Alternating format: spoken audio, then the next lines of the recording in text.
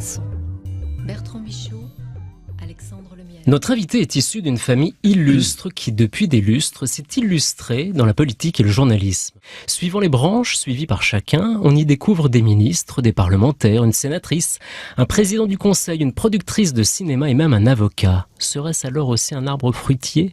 Lui-même est journaliste, essayiste et patron de presse. Vous avez sans doute entendu parler des Atrides, des Borgia, des Bonaparte, des Kennedy, mais vous avez sûrement entendu parler des Servan-Schreiber.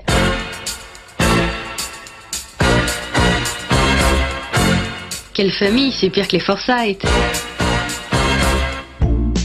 Non mais moi j'adore Psychologie Magazine, je suis à fond dedans moi. Il y a toujours des cas psychologiquement magnifiques.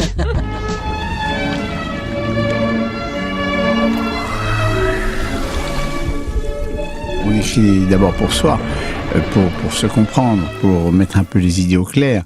Alors, puisque je le faisais, on a la faiblesse de publier après ça. Et vous dites, je continue à apprendre chaque jour, j'y vois un peu plus clair sur l'aventure de vivre depuis que vous avez écrit ce livre, C'est la vie. C'est vrai, parce que il y a des choses qu'on a dans la tête qui se promènent, quelquefois depuis très longtemps.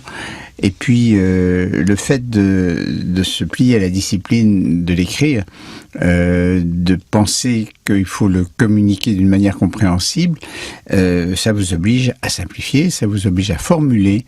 Et quelquefois, on comprend mieux sa pensée quand on met des mots en face.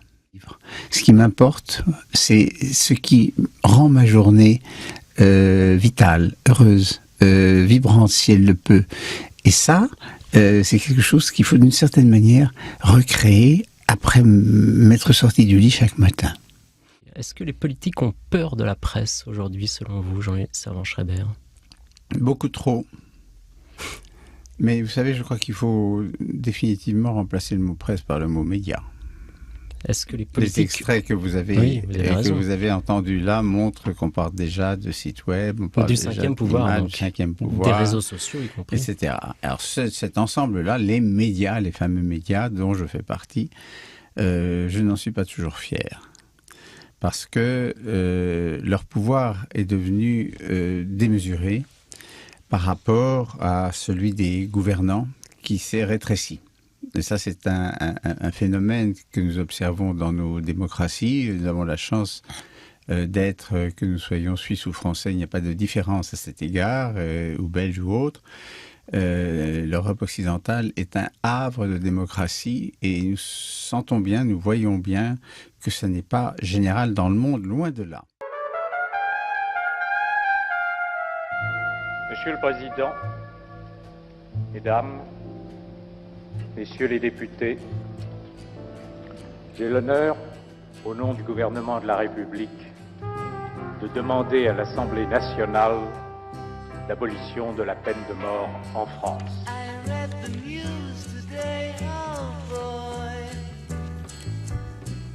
Il y a un peu de votre livre dans ces différents extraits.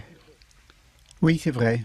Vous avez commencé par une voix que je n'entends jamais sans une grande émotion, qui est celle de mon ami Robert Badinter, alors garde des Sceaux, proposant l'abolition de la peine de mort.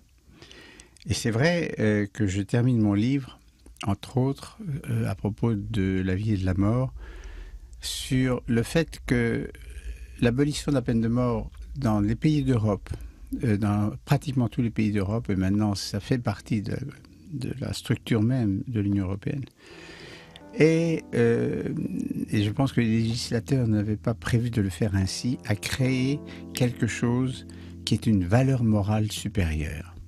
Car ça revient à dire, tout simplement, que la vie d'un homme, fût-il un criminel, est supérieure à toutes les législations qui peuvent souvent, et nous le sentons bien, avoir une part une dimension de vengeance.